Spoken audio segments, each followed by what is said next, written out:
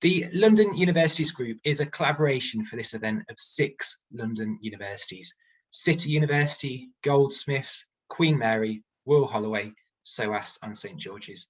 And colleagues from each of those institutions are going to be delivering a session during the next hour during this event. My job is the easiest of the lot as the host, because my job is just literally to introduce the event, introduce our speakers and tell you more about the event as well. But as far as what we're going to be covering during this evening, I'm just going to really quickly introduce some of the topics we're going to be covering during the event. So we're going to hear about experiences of studying in London. So Isaac's going to open things up shortly and talk about his experience of studying in London. Isaac's joined us from Goldsmiths University. As well as that, we're going to hear from Olivia from Queen Mary. And Olivia actually came to London from outside the area, and she's going to deliver a session looking at her perspective of London, but from someone that's actually based originally outside of London, and how she's found things. We're also going to look at student life, and we've got Priya, Laura, and we've got Priya, Priya's going to present on student life, Jacob's on student life, and also Laura as well, from SOAS, from St George's, and also from City. It's talking about student life in London and also student life at university, and the things at university that by knowing now you can really maximise your opportunities in the future in terms of doing. And then last but certainly not least, we're going to hear from Tara from Royal Holloway. Tara is going to talk about student finance, and that for many students is the big barrier to university, and Tara is going to talk about the key things you need to know now in terms of student finance, but also some information on finance in London and how you can live really frugally and saving tips, etc. when you are studying in London. So we're going to make it really relevant in terms of a London audience as well. Right then, the next thing I wanted to do is just give you a guide to the universities that are actually here tonight, and then I'll pass over to our speakers. So I'm going to just really quickly just share my screen. Right then, guys, what I wanted to do just to start things off is just give you an idea of where the universities that are joining us are located. So joining us today, we've got Royal Holloway University, St George's, Goldsmiths, Queen Mary, City and SOAS, which is what I mentioned just a second ago.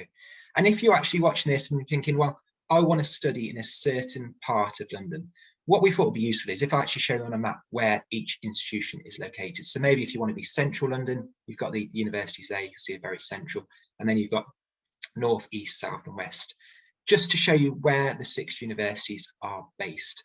The next thing you might well be thinking is, well, which courses do they offer? And actually, I had a quick look at the Q&A just before the event started, because we had a few questions that came in then. And one of the questions actually asked which universities offer which courses. So what we thought would be useful is if I actually just show you which universities offer which subject area, so you can make sure that the questions you're asking are to the right universities, but also just get a grasp of who offers what if you did have a particular university in mind. So how I've got this chart here, and I will give you a minute to have a look at it in a second, but you've got on the left hand side subject areas, so you've got art, media design, biological sciences, etc., going down on the left hand side. And then right at the top you've got the universities that are joining us tonight from London. So there's 6 London based universities: City, Goldsmiths, Queen Mary, Royal Holloway, St George's and SOAS. And then you can just see the crosses and the ticks based on their subject areas. So for example, the first one, art, media and design, Goldsmiths offer that subject area, Royal Holloway and SOAS do. So what I'm going to do, and there's 2 pages to this, because you might be thinking, well, where's law and where's medicine and all that. So there's 2 pages. I'll just give you 30 seconds, just have a quick look at this one. And then I'll go on to the second page and give you 30 seconds to have a look at that one.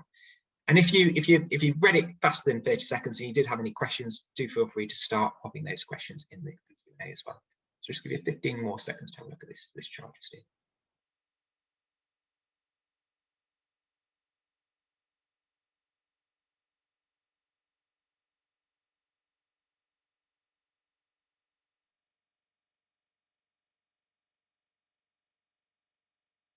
I'm just now, guys, going to move on to page 2. And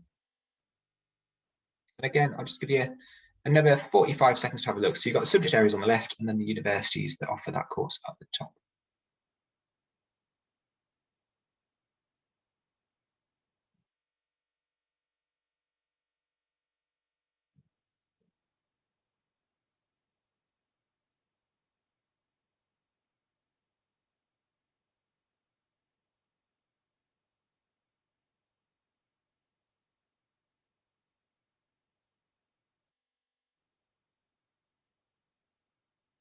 Right then, the final thing for me to do for my introduction is now over, is just to give you a quick reminder as far as the Q&A. So do please, there's 12 colleagues on hand as far as Q&A, so do please post your questions and we'll work through those during this evening.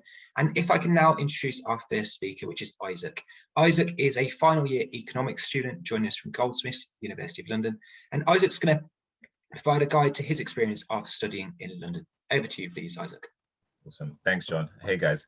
My name's Isaac, and as John has stated, I am from Goldsmiths, and I'm on my final year right now, and I study economics and econometrics. I'm going to share my screen right now so you can get an idea of what I'm going to touch on. So really, I'm going to be talking to you guys about moving to London and why it's actually a really great thing. I thought I'll use a few icons to kind of touch on and start. And the one I would really focus on that I think is really important is London is not as expensive as you think, personally. I used to live in Paris. I lived there for 4 years and I moved to London a few years ago. And now I'm a student here as well. And especially being here, I think one of the benefits I really appreciate is I'm a local. Like, I live in London.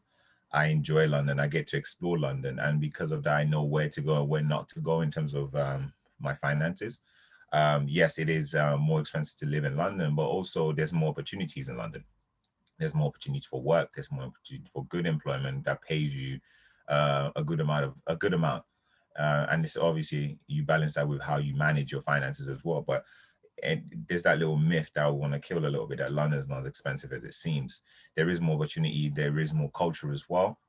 You get the opportunity to engage with different people, different background, not just in your university, but in your environment, that's in the places in which you choose to live. If you choose to live on campus, you meet loads of people. If you choose to live away from campus, you meet quite a lot of people. But what's great is with the transport system that's in place in London, you can really,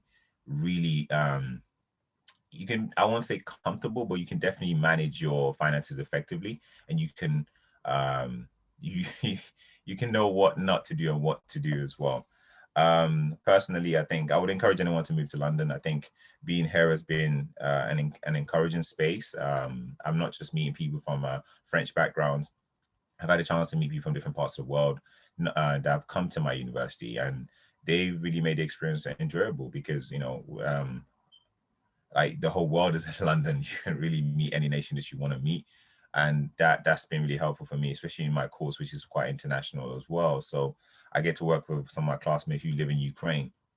And when they move to London, when they're in London, we're both having like a real proper cultural exchange in person.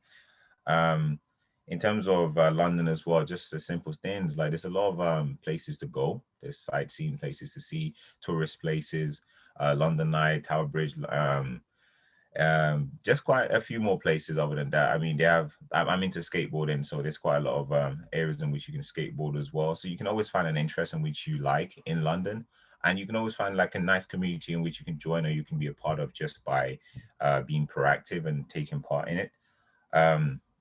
In terms, I mean, I've touched on the amount of people and the culture, but what I really love, one thing I really do appreciate about being in London is the opportunities. I study economics, so it's key for me to be in an environment where the next conversation that has to do with the economy is discussed. And personally, being in London, most of the top firms are there, and I can reach them quite much faster than I would if I wasn't outside of London, because by being in London, most of them are based in London, most of their headquarters are in London. So, you know, within a walk through, I can actually potentially find them. Like where I live right now, I'm in the east of London, which is close to the Isle of Dog, where, that's city.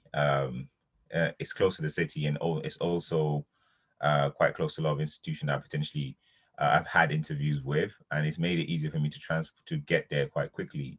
Taking a train, I can arrive there quite quickly, and I can also contact the employers much faster as well. So I definitely recommend London as a place to go to study, but also for opportunities out after you graduate, or even during the time that you're still studying. You can work in London. You can kind of manage it really quite well with your degree. So definitely, I would really encourage people to do so. And also, London universities have a good reputation. There's a good amount of universities around me.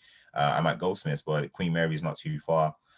King's is not too far. UCL, SOAS, all these top universities are quite close by, and I can always use some of their resources, you know, maybe not so much visit right now because of COVID, but I can still engage with the university because there's that little network of universities in London that work together to kind of support their students to achieve the best they can. So my encouragement to you would be definitely come to London. Whichever university you decide to come to, do come to London. I'm an advocate for Goldsmiths, so of course I'm going to say Goldsmiths, but come to London. And if you have any other questions, please throw them in the chat. I'm more than happy to assist and help you out with them. I'll hand it over back to John. Isaac, thank you very much. A great start to the event, looking at the experience of studying in London. So if you've got any questions about Isaac's experience being in London, but also the Tuesday event, Isaac was kind enough to speak at that event as well. And there's a few questions for Isaac about studying economics, and he's really happy to answer questions about economics as well. So thank you, Isaac, joining us from Goldsmiths. Our second speaker today is Olivia. Olivia's joining us from Queen Mary, and Olivia is a third year engineering student, and she's going to offer a similar perspective maybe to Isaac, but Olivia actually came to London from and I'll no spoilers for Olivia's talk, so I won't say where she came to London from, but another fairly big city, but into London to study at Capital, and she's really embraced everything that London has to offer, and she's going to tell you more about how she's found studying and living in London and moving there. So I'll pass things straight over to Olivia, joining us from Queen Mary. Hello everyone, my name is Olivia, and I am, as I said, a third year Queen Mary student. So yeah, this is my presentation. So just be 5 minutes. I'm from Leeds originally, so if you don't know where that is, just like a tiny little, it's on the map there, obviously, because I know a lot of the people from around where I am in London right now. I have no idea where Leeds is. They just think that the north is one big kind of amalgamation of places, and they could not tell you one from the other. And we went on a trip to Sheffield, and I did not know that Sheffield was different to Leeds. So yeah, quite funny. But I'm from Leeds, so I moved about 3.5, 4 hours to London. I'm away from everything. I didn't know anyone before I moved to London. I'd never been before I moved to uni, so it was quite exciting. So I'm just going to talk a little bit about my favourite things to do in London, having never have been before.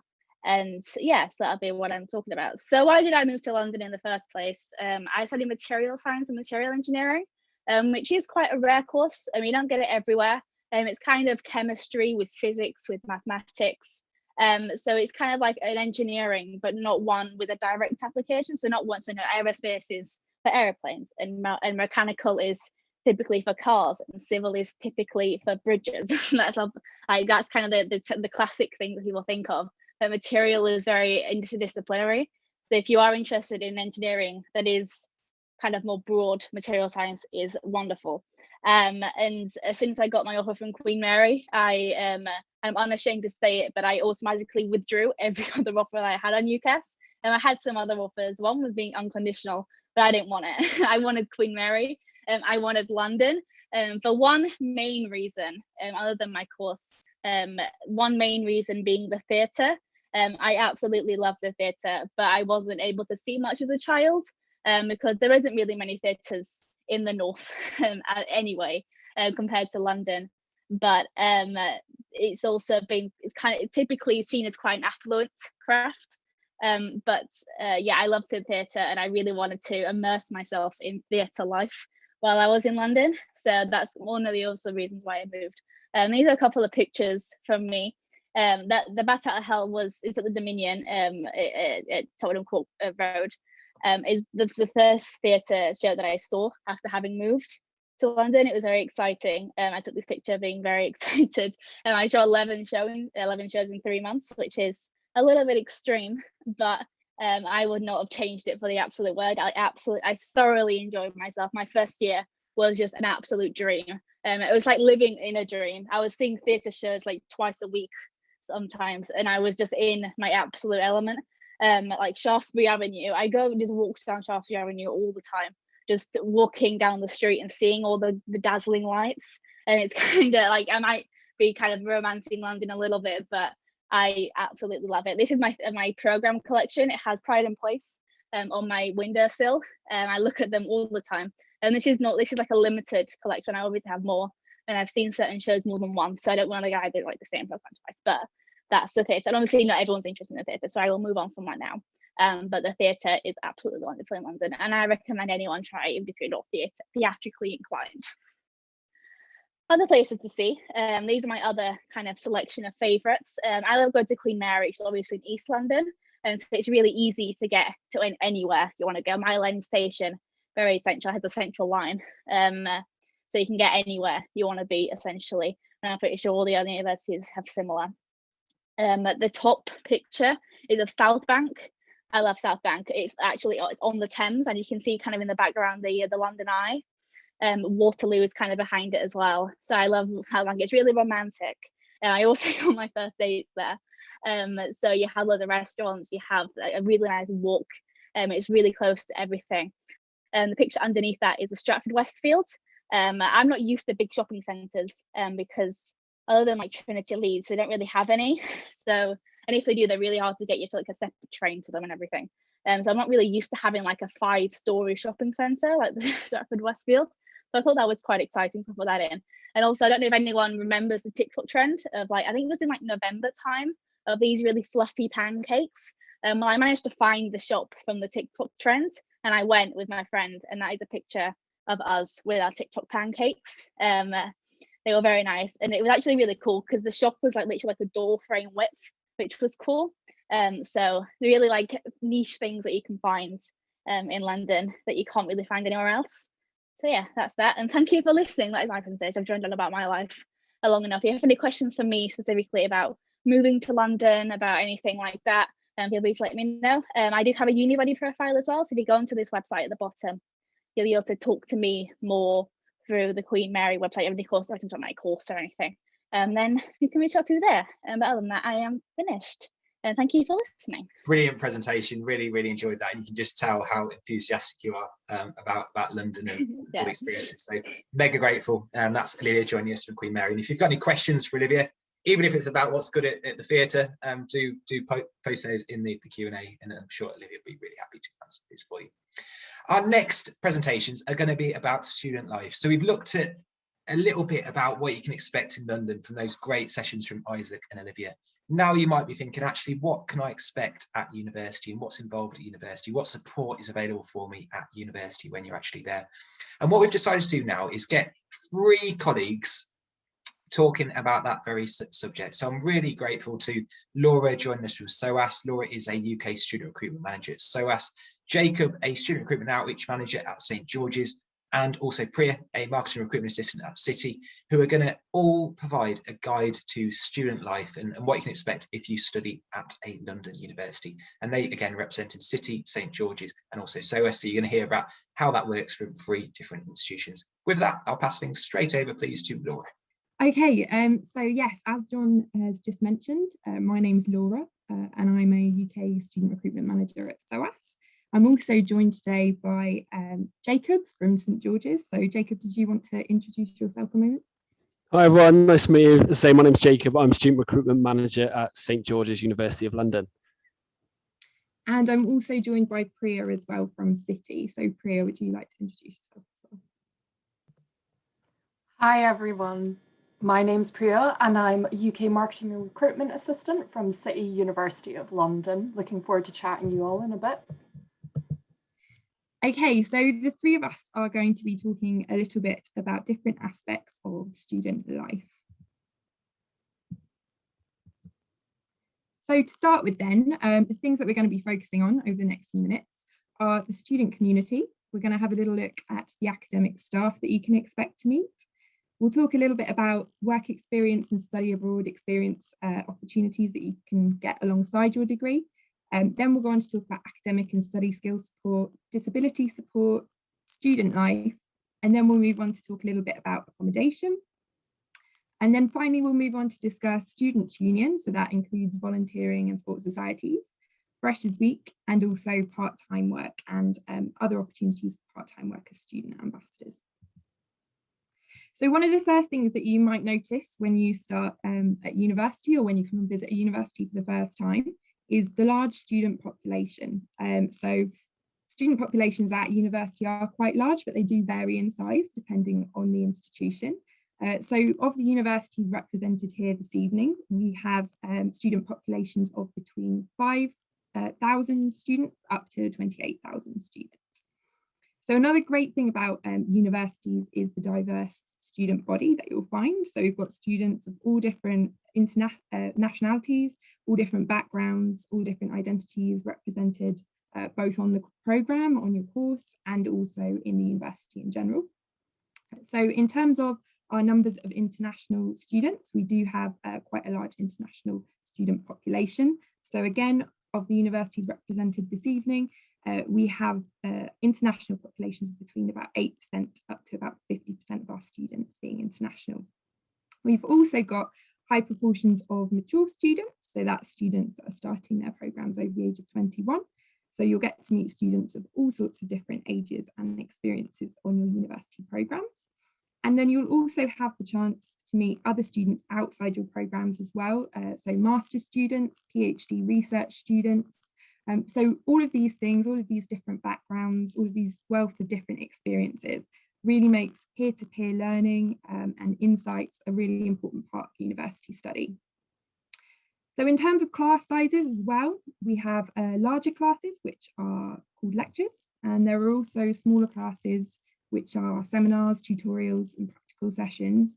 So the larger classes, the lectures, they tend to be about 50 students up into the hundreds of students, so quite big classes. And then with the seminars and tutorials, they tend to be a lot smaller. They're your opportunity for sort of breaking out into smaller groups to discuss topics or do practical work. And with those at SOAS, they tend to be up to about 15 students, to give you an idea. And then also you'll get to meet other students through activities outside the classroom as well. So my colleagues will go on and discuss this a little bit more in a moment. But that might be through the student union or through meeting them in accommodation as well. So looking at academic staff then, the academic staff are going to be on the forefront of sort of teaching you at university. So they're staff that are teachers, they're lecturers and they're researchers. But that teaching and that supervision is just sort of one part of their role. You can also find them doing research, you can find them doing field work.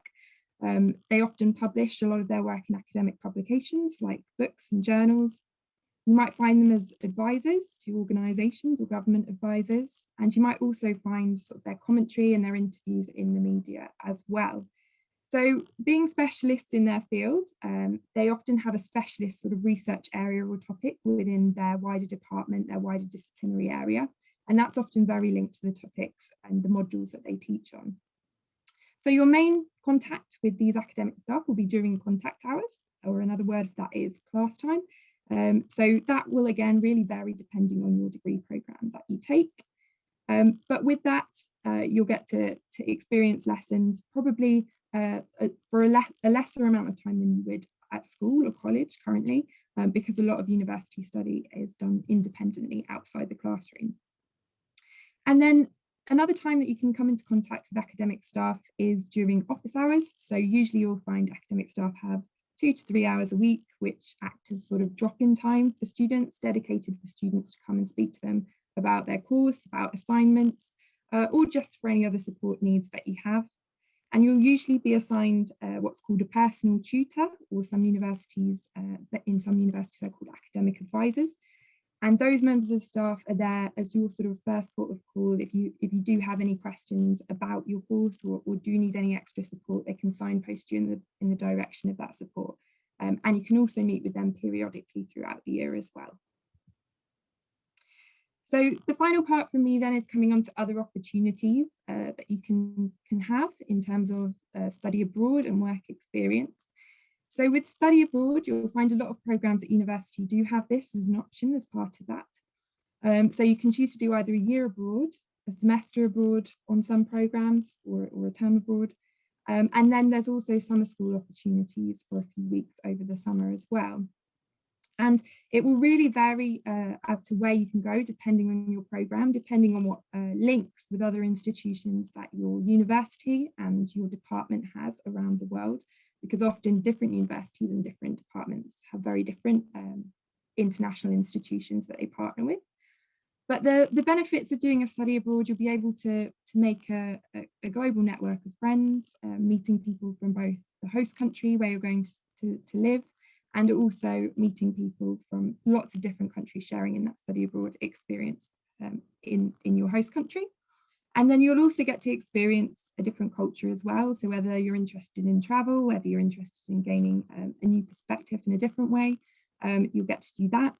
You may also get to learn a language as part of your study abroad as well, depending on where you go. So it may be that you're doing a language program and it's part of that program. It may be that you can take language classes outside of your program, or it may just be through immersion in the culture. You pick up a lot more of the language that way.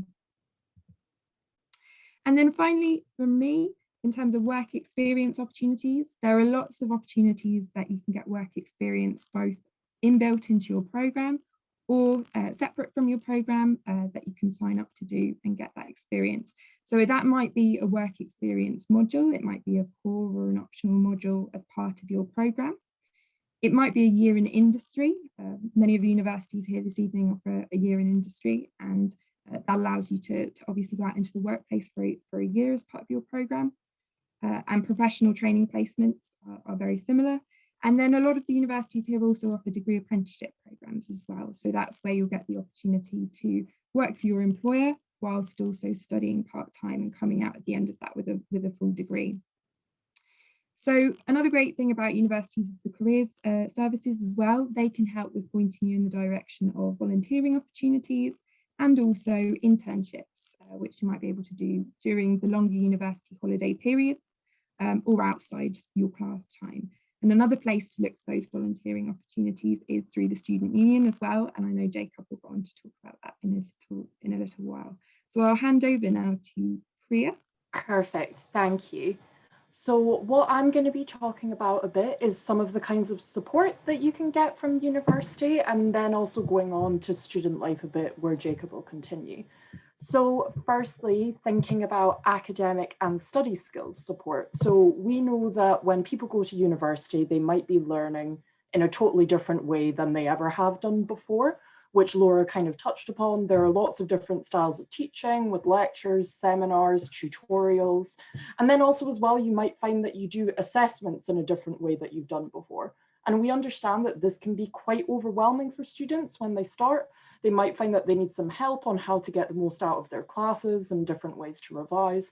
So you can go to student support at any of our universities, and these are some of the ways that we can give you help with developing effective academic writing skills. We can help with revision techniques, teaching you how to understand your own learning style and ways that you can take that to revise, understanding tutorial feedback, and that just means you know exactly what you can work on after you've gotten that feedback, preparing oral presentations, time management, improving note-taking, essay and report writing, and also critical thinking and evaluation as well.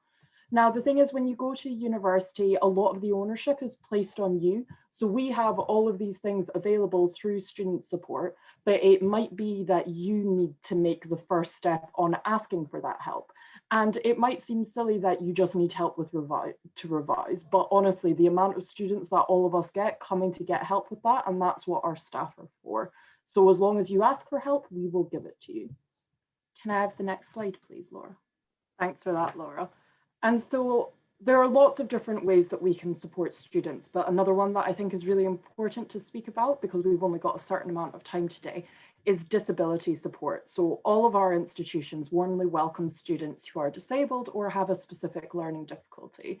And the disability support teams are there to support any student or potential student as well with any specific needs.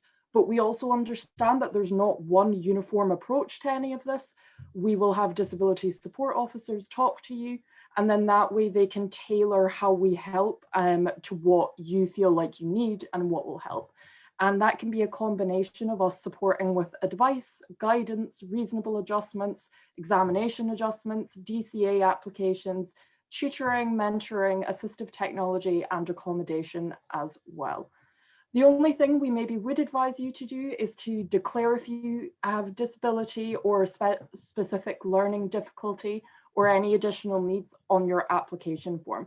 And this is purely because it means that we have the earliest opportunity to support you and put any arrangements in place. You might find that if you put it on your application form and then you get an offer from a university, they might actually contact you and invite you to have a chat or a telephone call, and with any family members as well, just to talk about how to make that transition into university a bit easier. Obviously, if you don't put it on your application form, that is completely fine. We will still support you, but you might just need to reach out to us because we won't be aware that you might need some help. So kind of moving on to the other parts of student life, when you're starting at university, it can be extremely exciting and a little bit scary as well, but overall, most people have a great experience. It's a great chance to meet new people from all over the world and make new friends. You can also try a lot of things that you've never had the opportunity to try before. And then as well to gain key employment skills. You're really being put in the driver's seat of your own life. You're learning how to manage a lot of things, balancing academic life with social life, gaining some independence. If you get student finance, all that money goes into your account, so there'll be a lot of budget management as well, and the ever important time management that you need when you're starting at a university. So in terms of accommodation, because obviously this is covering 6 universities, there's ranges of different accommodation, but everybody in first year, a lot of students decide to go with university accommodation, although by no means do you have to. It's just a lot of first years find that way they can meet people who are in a similar boat. Some universities have first year guarantee schemes, which basically means if you get an offer from them and you decide to go to that university, there will be a place in university accommodation for you. It might not be the top choice that you have, but you will have somewhere to stay. And there's a range of different kinds of accommodation, even in one university. Some places offer catered and non-catered. If it's really important to you to have your own bathroom, you can go for an ensuite room or sharing a toilet. There are different flat sizes. There's a lot of different options, even in one university, and the prices change varying on some factors as well. Also, you might not all the accommodation might necessarily be right next to the buildings you have to go to at university. Some of the London universities, campuses and buildings can be a bit spread out. So just have a wee look at the location when you're looking at it as well. When people go on to their second, third, fourth years, that's when they tend to go into private accommodation. Some people can still stay in university accommodation, but you can also use university accommodation services. We can offer some help with finding some reasonable rents. Also, when you're a student, you don't have to pay council tax, which, to be honest, living in London, that can be a big part of the bill. And this is when you kind of go through private landlords as well. There is accommodation support at the university, and that's whether or not you are in university accommodation. So if you have any problems, if anything's broken, if there are any disputes, you can deal with accommodation support for that.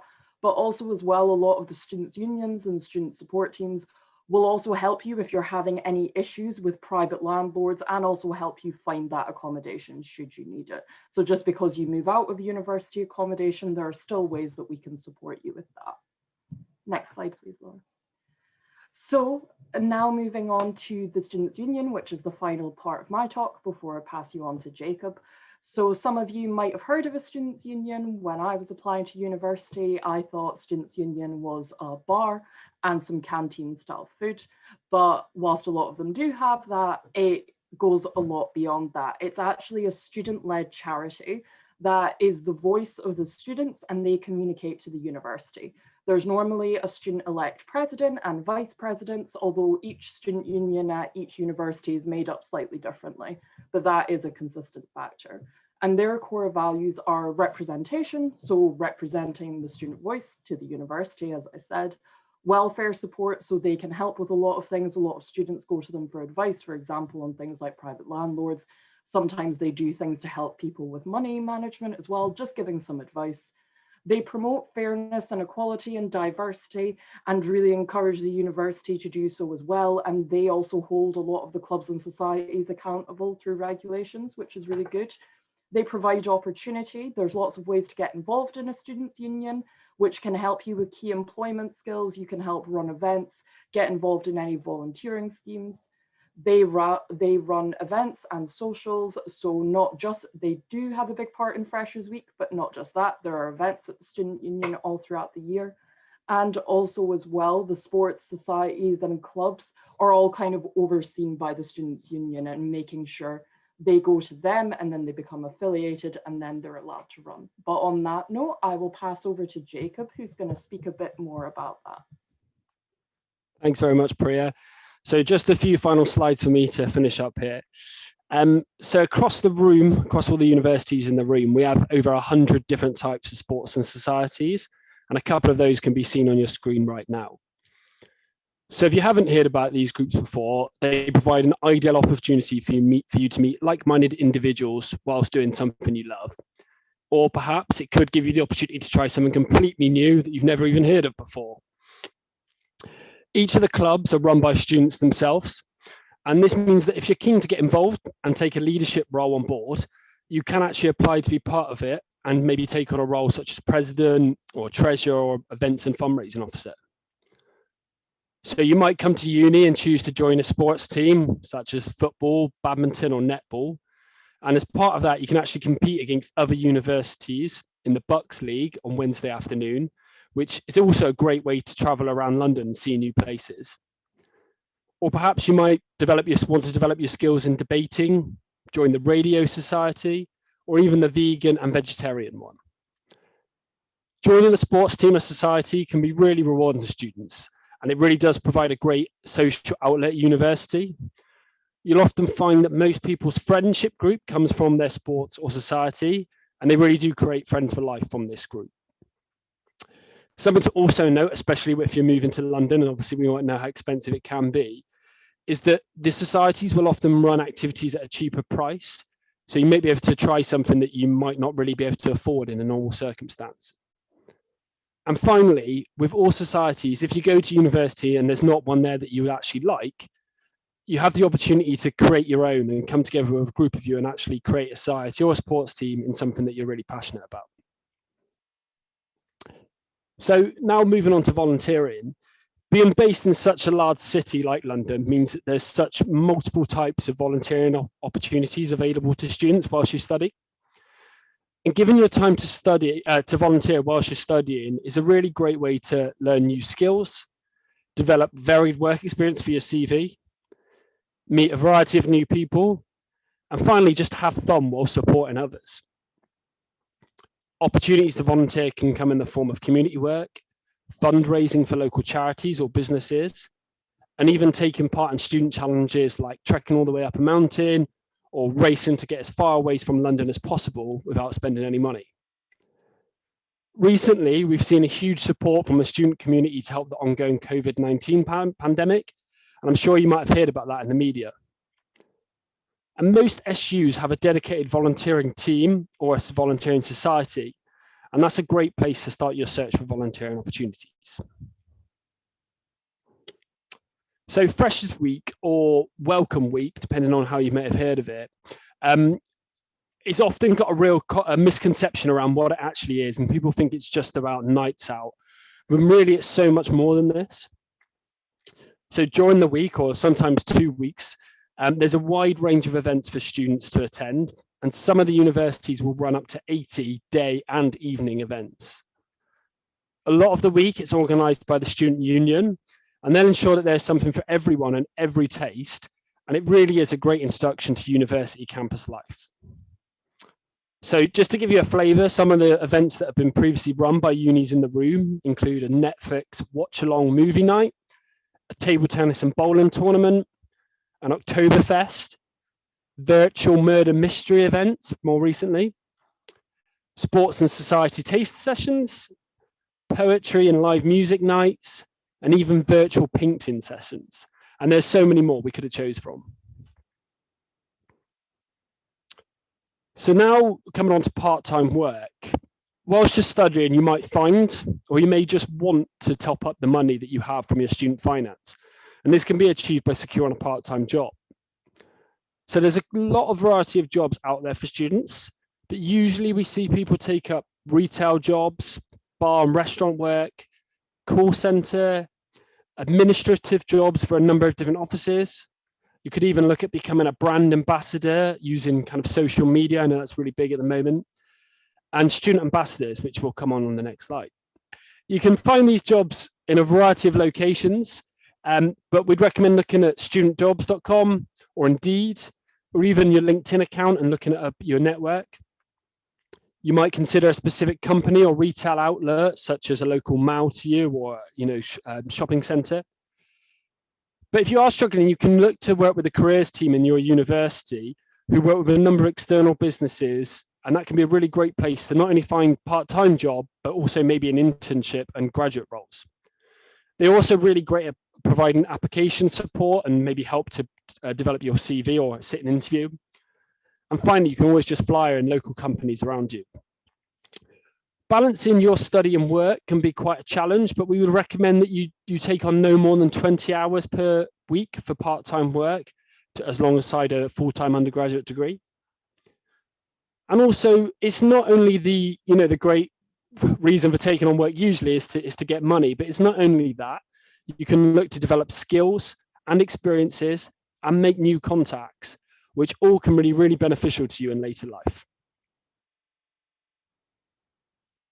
So we mentioned the Student Ambassador Scheme, a little bit more information here.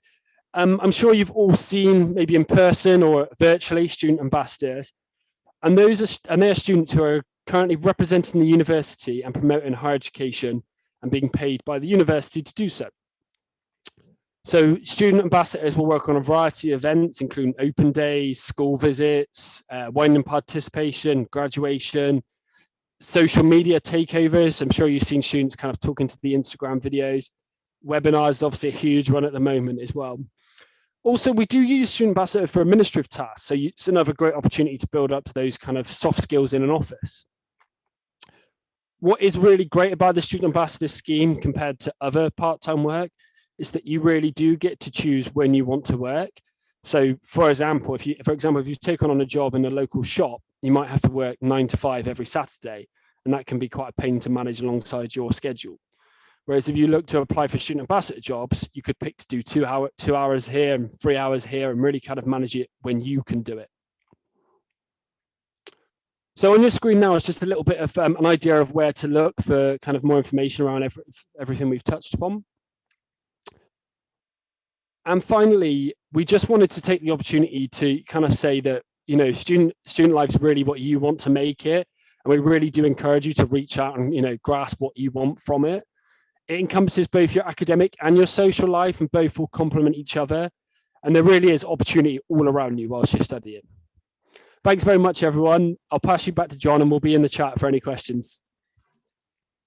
Thank you, Jacob. Thank you, Jacob. Thank you, Laura. And also thank you to Priya for that really useful guide to student life. So Priya joined us from City, Jacob joined us from St. George's, and also Laura joined us from SOAS. Our final speaker today is Tara. Tara is a Schools and Colleges Liaison Manager with Royal Holloway. And Tara is going to provide a guide to student finance. Over to you, Tara. So in these next 10 minutes, there's 3 key things that I'm going to cover. I'm firstly going to talk about student finance England.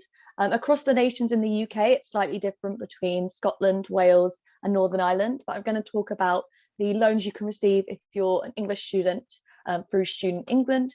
I'm also going to talk about the repayments and how that works, and think about budgeting, especially if you're moving to London for the first time. It is more expensive than the rest of the country. There's actually loads of ways you can make it cheaper and end up getting a lot of free things as well, because it may be more expensive. We often have a lot more free events that go on, and I'll talk about those.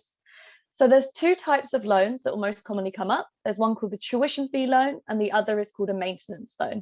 The tuition fee loan covers the tuition fees. It's paid directly to a university, and it doesn't matter what course you study, what your household income is, whether you're studying in London or outside London, staying in your parental home.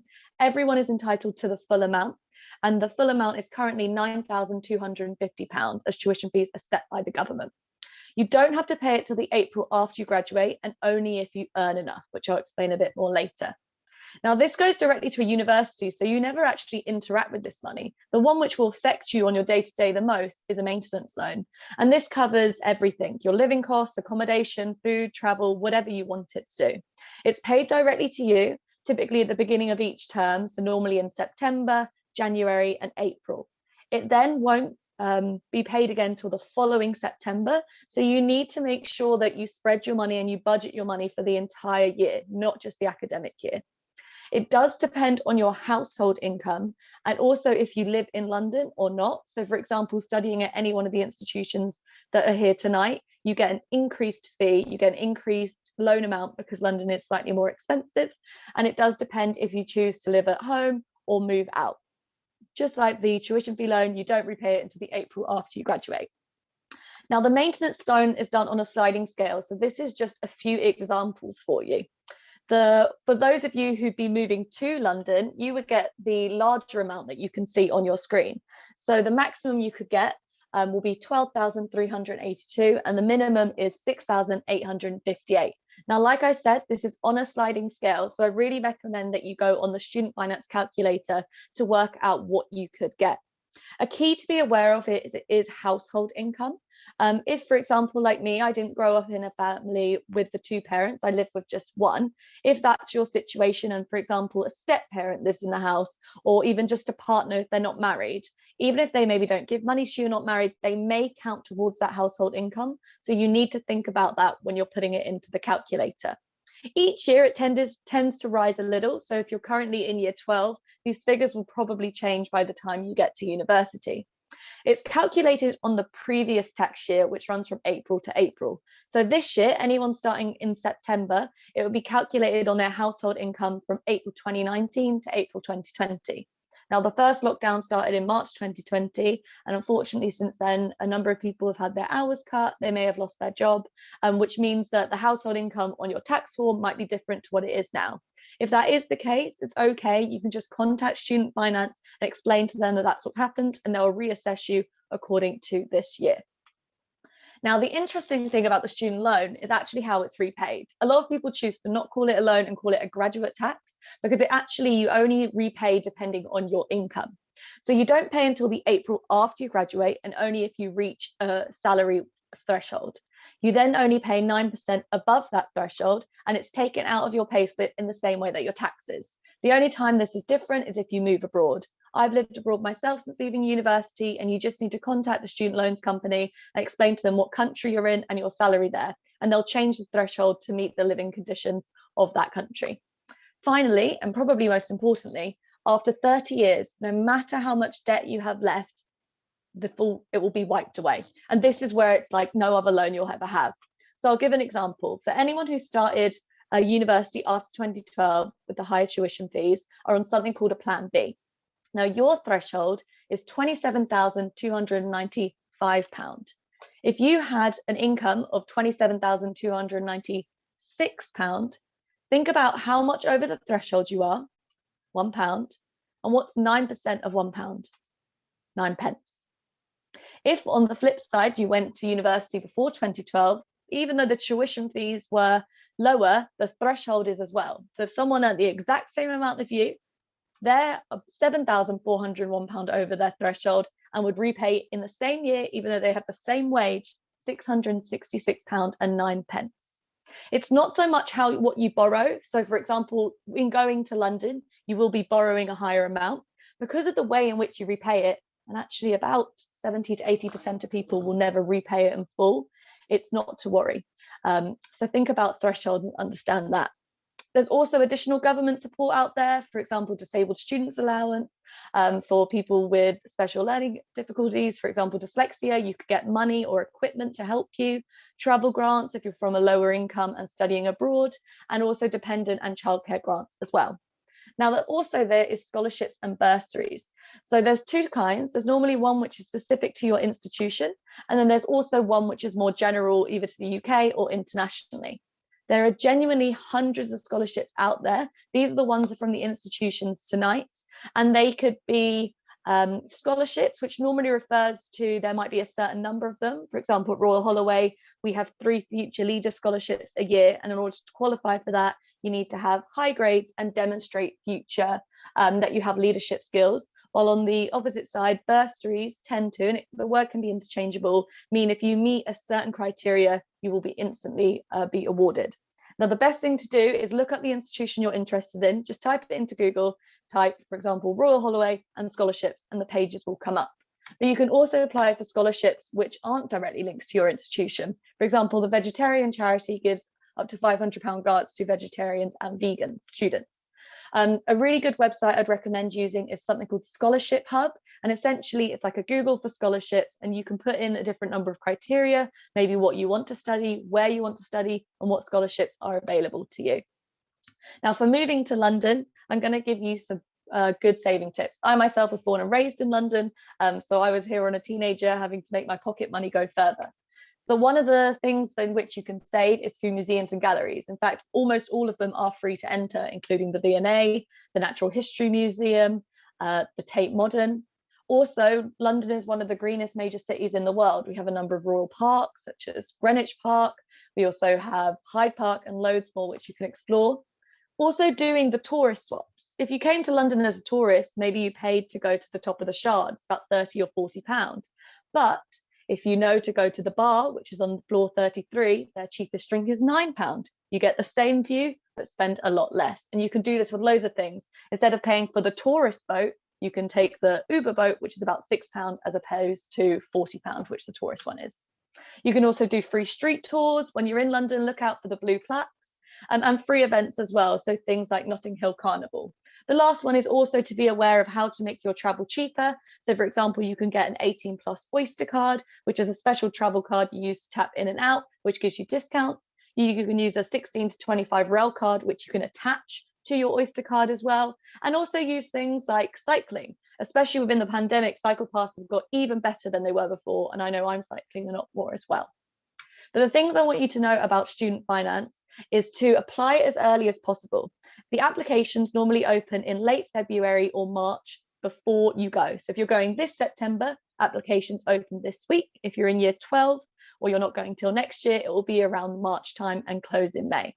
Look up scholarships, use Scholarship Hub, and also start to think about your budget. Why do you want to come to London? If you also are looking to go to the theatre, like we've heard today, find different cheap tickets. A tip for getting cheap theatre tickets is to look at going on a Monday or Tuesday nights, and they're often a lot cheaper because less tourists come in on those days as opposed to the weekend. And that's everything we have in terms of our talks tonight. I hope you found them really useful.